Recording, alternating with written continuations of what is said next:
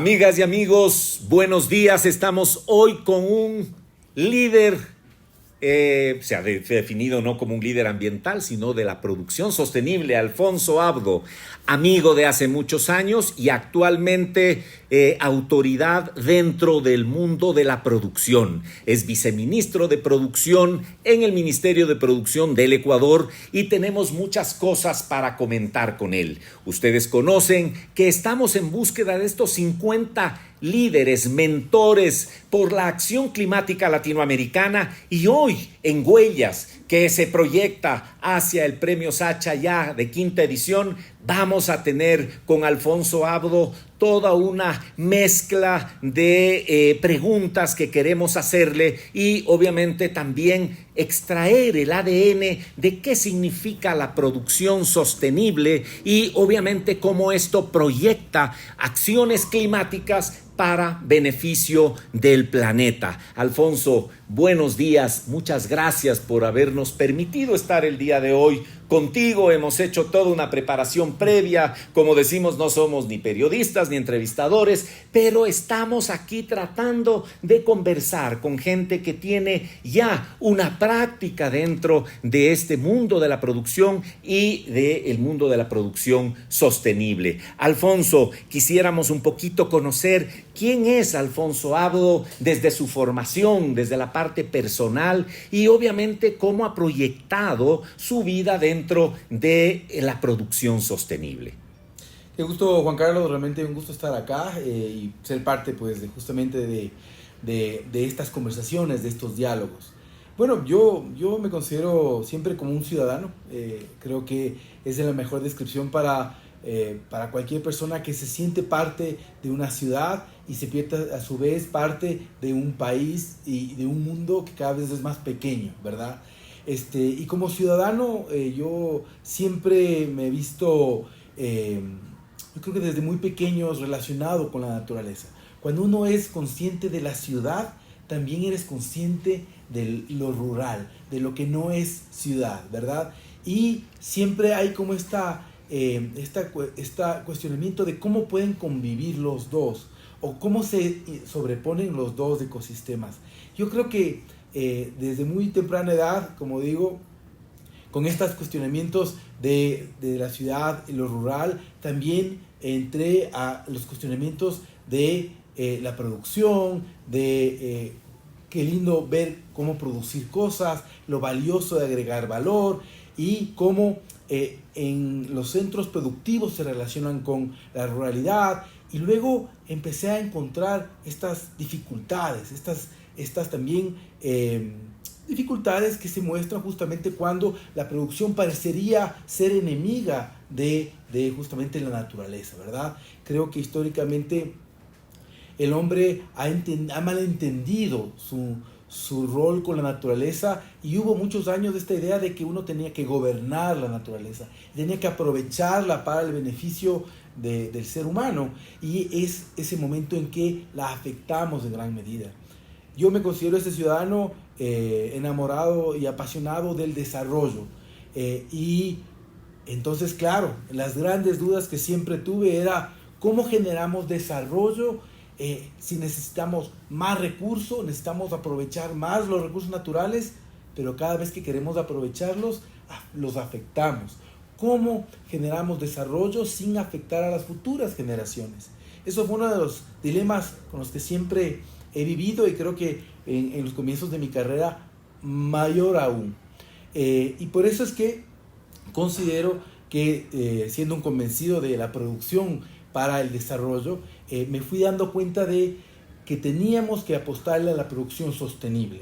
Y la producción sostenible no desde una perspectiva de, bueno, simplemente voy a hacer algo para compensar quizá el daño que estoy haciendo, sino el de ir encontrando modelos que sean más regenerativos, más circulares, que me permitan convivir, ¿verdad?, con esos recursos naturales, con esa naturaleza que es nuestra madre, y vivir en paz y a su vez generar esas oportunidades de desarrollo para otros ciudadanos, para otras personas.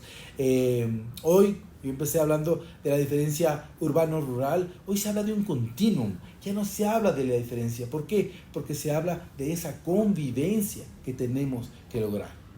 Fantástico, Alfonso, es increíble cómo en tu primera respuesta has dado ya cuenta de lo que significa la sostenibilidad. El famoso triángulo de la sostenibilidad que sale después del famoso informe Brundtland del año 87 y luego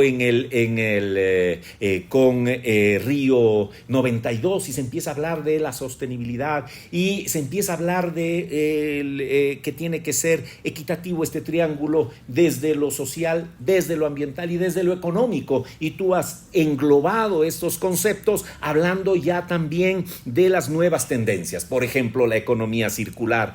Y obviamente has hablado de este continuum excelente. Desde hoy lo tomamos a este concepto porque creo que debemos también ya empezar a hablar de este continuum. Y miren ustedes, amigos, ustedes conocen ya, hemos hablado de qué significa el Sacha.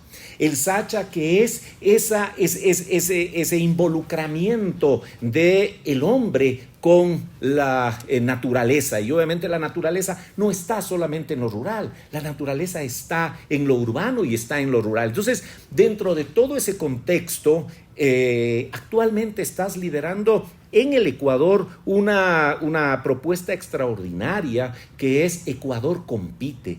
Y la pregunta que nos hacemos, ¿Ecuador compite de forma sostenible con este ADN que tú nos has indicado? Pues definitivamente. El gobierno del presidente Guillermo Lasso determinó justamente a la competitividad, a la productividad y al comercio exterior como política prioritaria. Y para aterrizar esa política nacional hacia los sectores productivos, con el ministro Prado, en el Ministerio de Producción, desarrollamos la estrategia Ecuador Compite. Y muy rápidamente contar que esta estrategia tiene 3 ejes verticales y 3 ejes transversales. La idea de esta estrategia, ¿no es cierto?, es dejar de estar centrados en un mercado tan pequeñito como el ecuatoriano. Hablamos de 18 millones de habitantes versus mercados globales de 8.000 millones de habitantes. Ese 8.000 millones que son los que justamente está generando tanta presión, ¿no es cierto?, sobre los recursos del planeta, pues son también un mercado al cual podemos servir, al cual podemos orientar los productos y servicios que vendemos y beneficiarnos los unos de los otros, mejor aún si tenemos una visión de sostenibilidad. Pero con esa visión que el presidente repite siempre, queremos más Ecuador en el mundo y más mundo en el Ecuador, decimos tenemos que superar a un grupo empresarial que está en su zona de confort. No necesariamente está bien, porque cada vez compite más por un mercado pequeño, lo compite a nivel de precios y hay muchos que pierden en este tipo de competencia, ¿no es cierto? Decimos no, hay que sacarle de su zona de confort al sector productivo y retarle a conquistar mercados globales. Entonces lanzamos una agenda comercial muy ambiciosa y es así como nos planteamos lograr 10 acuerdos comerciales en 4 años o mayor aún, llegar a una cobertura del 80% de nuestras exportaciones en tratados comerciales. Tan solo en 24 meses se ha negociado con China, un mercado de 1.400 millones de habitantes, con Corea, con Costa Rica, muy próximamente con República Dominicana y otros países centroamericanos. Pero esta visión global es uno de los ejes, ¿no?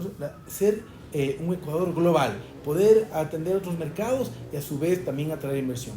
Un segundo eje es ser más productivo, el poder reducir costos y aumentar la calidad. Y un tercer eje, ser innovador, que es súper importante, porque si tú dices la visión, queremos llegar a nuevos mercados, obviamente trabajo en calidad y en bajar costos, pero en esto diferenciarme, ¿verdad? Entonces, el innovador es el tercer eje vertical. Ahora, estos 3 ejes se asientan sobre 3 horizontales. El primero es una estabilidad macroeconómica. Todo lo que estamos diciendo, si la economía va y viene, es muy difícil lograr. Definitivamente la inclusión económica y de género como un segundo eje transversal. Todos estos ejes verticales tienen que tener esa visión de inclusión económica, y definitivamente un tercer eje transversal, que es la sostenibilidad. Y dejé para el final este eje justamente para destacar cómo, al ser un país pequeño, pero un país megadiverso, un país con diferentes pisos climáticos y un país con diferentes culturas, tenemos una capacidad innata para diferenciarnos. Nuestros productos están llenos de identidad, nuestros productos están llenos de atributos únicos, y no, a veces no, como digo, al tratar de competir por precio, no nos damos cuenta de que tenemos todo para competir por valor. Y voy a dar un caso muy claro. Hace pocos días nada más hemos lanzado el clúster de superfoods, y Ecuador es bendecido en superfoods, ¿no es cierto? Estos alimentos que son ricos en proteína, por ejemplo. Nuestros productos, por estar en el centro de la tierra con una luminosidad enorme, ¿no es cierto?, tienen estos atributos potenciados. Nuestro lupino, nuestro chocho andino, por ejemplo, tiene una densidad nutricional de 50, proteica del 50%, mucho mayor a cualquier otro. Y es un ejemplo de que este producto, al comercializarlo, no solo como lo consumimos los ecuatorianos o los serranos, sino en harinas, por ejemplo, para suplementos deportivos, por ejemplo, ahí hay un nicho enorme, ávido por este tipo de superfoods. Así rapidito, ¿no es cierto? Y esa capacidad de diferenciarnos con ese atributo también se ve reflejado en el amor que tenemos como país por la sostenibilidad. El embajador de la Unión Europea ha resaltado y relevado varias veces que él ve cómo el ecuatoriano tiene un amor por la Pachamama, un amor por la sostenibilidad, al punto que tenemos cosas que otros países no tienen, como por ejemplo que en nuestra Constitución está prohibido el uso de transgénicos, por ejemplo. Y eso nos da una posición ventajosa que nos hace que, por ejemplo, hoy por hoy, en la región, seamos el país que más productos orgánicos vende a la Unión Europea, por ejemplo. Entonces, ahí uno puede ver cómo la sostenibilidad está íntimamente ligada con el poder conquistar esos otros mercados que están dispuestos a pagar por el respeto que tengamos por la naturaleza, por la sostenibilidad que queramos darle a nuestros productos, por los atributos que podemos explotar de manera sostenible y ponerlos en valor. Entonces, el modelo que hemos querido cambiar con esta estrategia Ecuador Compite realmente es un cambio de mentalidad. Como digo, dejar de pelearnos entre nosotros por las migajas de un mercado pequeño y tratar de conquistar mercados que están dispuestos a pagar por un valor real, por el valor, como digo, de la inclusión, por el valor de la sostenibilidad, por el valor de atributos especiales.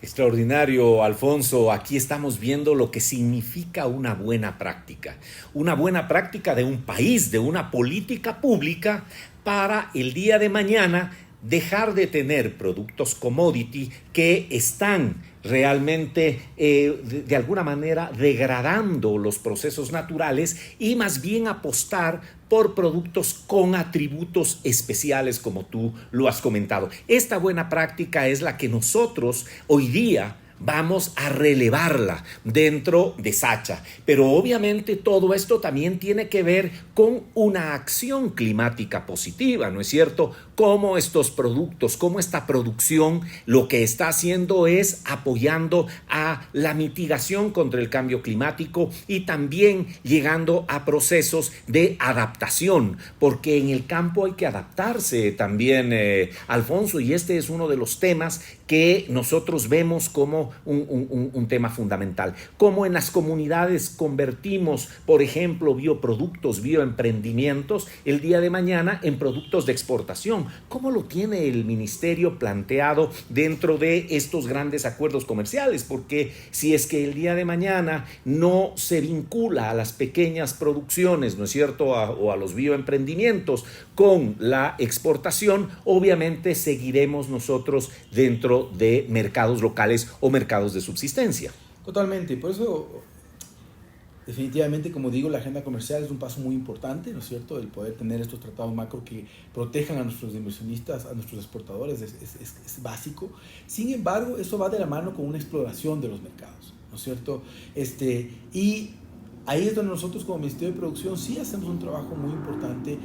Nosotros no proponemos a los sectores que produzcan lo que pueden producir, por más increíble que sea su producto. Es importante entender qué es lo que está buscando el mercado, ¿verdad? Y en ese cambio también de mentalidad, es decir, yo primero encuentro el mercado y comienzo a desarrollar productos para ese mercado, que me va a tomar un poco de tiempo, me va a tomar esa adaptación. Eso me permite justamente apostarle al éxito. Entonces, realmente producir, lo podemos siempre producir. Y en Ecuador somos muy buenos para producir.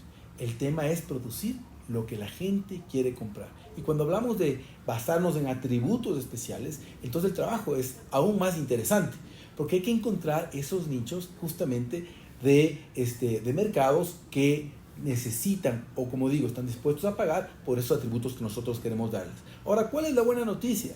Como yo decía, la mala noticia es que somos un mercado pequeñito de 18 millones de habitantes, ¿verdad? Pero eso significa que este pequeño país en un mundo de 8.000 millones no necesita conquistar los mercados de manera absoluta. Necesitamos identificar inteligentemente esos nichos, como digo, que demandan lo que nosotros podemos dar, y no necesitamos que sean demasiado grandes. Eso nos ha permitido justamente que productos ecuatorianos sean considerados a veces como exóticos, porque no tienen la capacidad de cumplir con volúmenes suficientes para tener una producción estable, pero al ser considerado como exótico han logrado un premium en su pago, ¿verdad? Entonces, claro, lo ideal es salir de solo ser exótico a poder ser premium, ¿verdad? Es ser especial, con provisiones más continuas, con lotes de calidad establecidos, ¿verdad? Pero ya eso nos da cuenta de que el tener productos que son considerados los mejores en su rama, como el camarón, como el banano, como las flores, ¿no es cierto? También nos permita llevar, como yo decía, a otros productos innovadores como los superfoods, ¿no es cierto?, a esos mercados que están demandando sus atributos y también que sean considerados los mejores del mercado.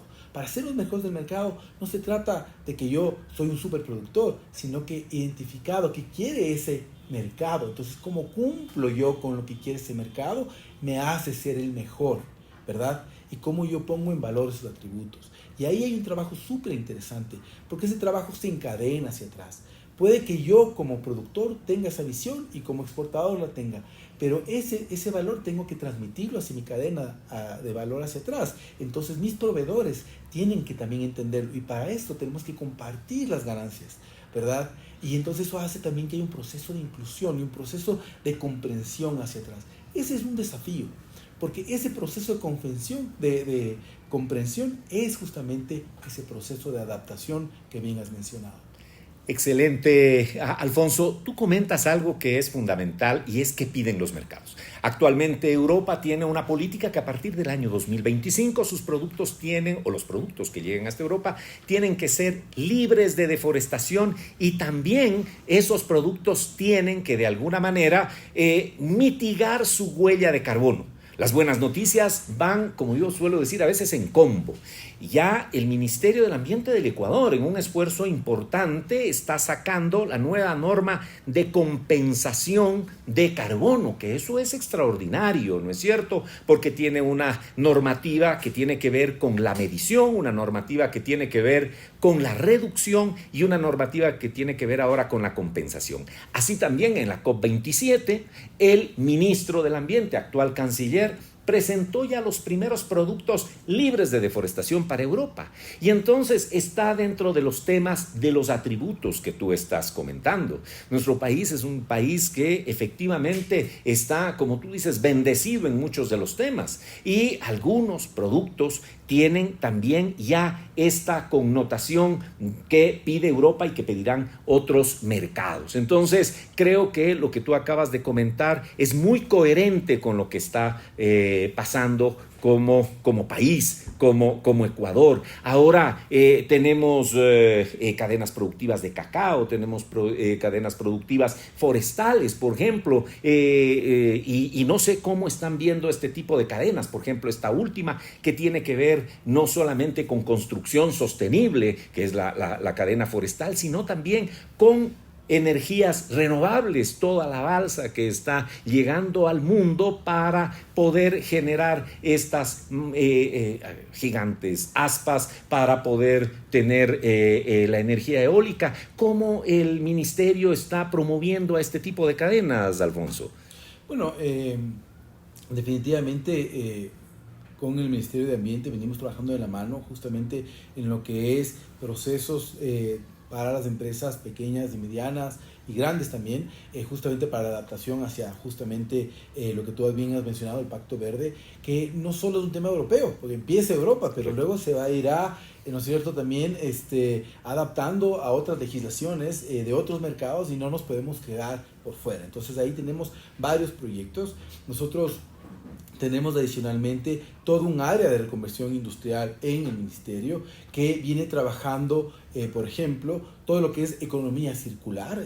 Hace poco nada más el ministerio publicó el libro blanco de la economía circular, tenemos un foro permanente de la economía circular y venimos también con cierta cooperación internacional promoviendo a que empresas puedan cada vez más aprovechar de mejor manera justamente sus residuos y volverlos nuevos productos, volverlos parte del proceso.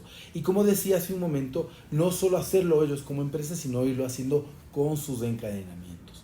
Este tipo de procesos de circularidad, digamos, nos permiten ir cambiando nuevamente la mentalidad de los empresarios, de no solo decir, oye, tú tienes un desperdicio que el día de mañana puede ser utilizado y te puede generar, en lugar de ser considerado, como digo, un desperdicio, tengo que pagar para desecharlo, sino que también puede volverse un centro de costos, ¿no es cierto? Sino que adicionalmente nos permite explorar casos prácticos de cómo te estás adaptando a ser más sostenible, ¿verdad? Porque estás reduciendo tus emisiones, porque estás reduciendo tus desperdicios. Y es súper interesante, cuando tú empiezas y el empresario, que, ojo, otro de los retos, como digo, es entender por qué yo tengo que ser sostenible si realmente muchas veces los empresarios dicen, yo genero empleo, yo me debo a mis empleados, tengo que sacar a flote la empresa. Y el tema de sostenibilidad lo vemos luego. Pero cuando uno se da cuenta que en el proceso uno también puede generar beneficios que le solidifiquen a la empresa, se da un cambio maravilloso. Porque cuando empiezo yo de repente, como digo, a utilizar un subproducto, luego el mismo empresario comienza a decir, oye, pero yo debería hacer algo similar con las emisiones. Debería hacer algo similar con el ruido. Quizá ya no le generan un tema de costos, pero se da cuenta de que tiene una intervención, un modelo que es cada vez más integral, cada vez que convive mejor con la naturaleza, que es, como digo, atenta menos a las próximas generaciones, y los empresarios entran ya en este proceso de cambiar su mentalidad. Entonces, cuando nosotros tratamos de llegar a las diferentes cadenas productivas, nosotros como ministerio hemos lanzado la iniciativa de clusters y hemos lanzado 20 iniciativas de clusters donde logramos que los ecosistemas alrededor de las cadenas productivas se articulen y colaboren para competir. Y en esa colaboración para competir tenemos un gran espacio incluso para también vertir metodología y vertir conceptos. Y ahí también metemos los conceptos de los modelos sostenibles, de la importancia, no solo, como digo, por cumplir, sino la importancia y el valor que le dan muchos mercados a los atributos de sostenibilidad y las oportunidades que las cadenas tienen, ¿no es cierto?, el momento que apuestan a la sostenibilidad. Y de esta manera logramos también evangelizar un poco, ¿no es cierto?, en los procesos productivos en las diferentes cadenas. Extraordinario, Alfonso, es increíble lo que tú comentas, así como a nosotros dentro de la Corporación de Manejo Forestal Sustentable nos ha tocado evidenciar cómo un grupo empresarial, grupos de empresas pueden transformarse dentro del mundo de la sostenibilidad. Veo que tú también tienes un bagaje importante que actualmente lo estás poniendo en práctica dentro de estas buenas prácticas de política pública. Ahora viene mi pregunta más hacia Alfonso Ábodo, ¿no?, hacia el viceministro, y es, ya sabemos quién eres, pero ¿de dónde viene? ¿Cómo te nutres? ¿Cuáles son las lecturas? ¿Qué libro podrías recomendar para quienes están hoy día viéndonos en Sacha, como para que el día de mañana se vea que existe también mucha literatura o algo en especial que te ha marcado sobre el desarrollo sostenible o el desarrollo productivo sostenible? Bien, bueno, ese es un campo súper rico, digamos, para conversar, podríamos conversar mucho. Yo me limitaría primero a decir que en el, digamos, en el interés constante que yo tengo en el ámbito del desarrollo como tal, en principio, sigo mucho, por ejemplo, a un politólogo que es Francis Fukuyama, que tiene libros como Confianza, o el libro que se llama Identidad, o el libro que se llama El liberalismo y sus desencantados, que son maravillosos para entender por qué es importante establecer primero unos mecanismos de autogobierno importantes para justamente poder generar desarrollo. No muy cerca todavía de la parte de sostenibilidad, pero nos permite entender la importancia de la democracia, la importancia del creer en el ser humano como el centro, ¿no es cierto?, de los sistemas económicos. Ese uno. Dos, diría, en esa misma línea, un libro que recomiendo leerlo a ojos cerrados es el libro de ¿Por qué quiebran los países?, del doctor Acemoglu. De igual manera, importantísimo. Pero ya, digamos, teniendo claro la importancia del desarrollo, una de las grandes dudas que entra es la que yo comentaba, ¿pero hasta dónde? ¿Hasta dónde podemos presionar al planeta? ¿Hasta dónde podemos presionar los recursos? Y ahí solamente quiero recomendar un manual, casi más que un libro, pero que para mí fue muy esclarecedor, que es este libro de Kate Rothford de Economía de Donuts, de la economía de donuts, que incluso ya lo ha movido como casi como un movimiento personal, digamos, pero que determina ese gran reto del siglo XXI, de decir, no podemos dar la espalda al desarrollo porque todavía tenemos muchas necesidades como planeta. Y entonces tenemos que ponernos un piso mínimo de cómo cumplir con eso, de cómo sacar a la gente de la pobreza, de cómo sacar a la gente del hambre, de cómo hacer que la gente viva bien. Ese nos demanda un piso mínimo de esfuerzo, de aprovechamiento, ¿no es cierto? Pero asimismo tenemos que tener un techo, ¿no es cierto?, donde no superemos las capacidades del planeta, donde no superemos las capacidades planetarias. Y en ese espacio, a manera de donut, es donde podemos encontrar un espacio seguros para vivir. Yo recomiendo a quien tenga esta duda, ¿no es cierto?, producción o conservación no es realmente no es excluyente, todo lo contrario. Les recomiendo ese libro. Hay también charlas en TED Talk de la doctora Rothford. Realmente vale escuchar y entender que como humanidad podemos encontrar un espacio compartido en el que mediante modelos circulares, regenerativos, podemos realmente hacer que la gente viva como decentemente, que viva bien sin abusar de las bonanzas que nos da el planeta. Excelente, Alfonso. Amigas y amigos, nos comprometemos que posterior a que salga este Huellas, vamos a hacer también un comentario de los 3 libros que nos ha indicado el día de hoy Alfonso. Queremos realmente agradecerte todo el espacio, todo el tiempo. Habíamos hablado de 10 a 12 minutos que íbamos a tener Huellas. Sin embargo, la riqueza que nos permite una buena práctica, un mentor latinoamericano de generación de políticas públicas por la producción sostenible, no podía quedarse en esos 10 o 12 minutos. Obviamente se ha ido extendiendo y obviamente vemos a una persona apasionada dentro de la producción sostenible. Así que gracias nuevamente, Alfonso, y esperamos cumplir con las expectativas de todos quienes nos siguen en el programa Huellas y obviamente el día que hagamos ya la 5ª edición de Premio Sacha, esta buena práctica también será comentada. Buenos días. Comparte y difunde este mensaje. La próxima historia la estás escribiendo tú. Queremos escucharte y compartir tu huella.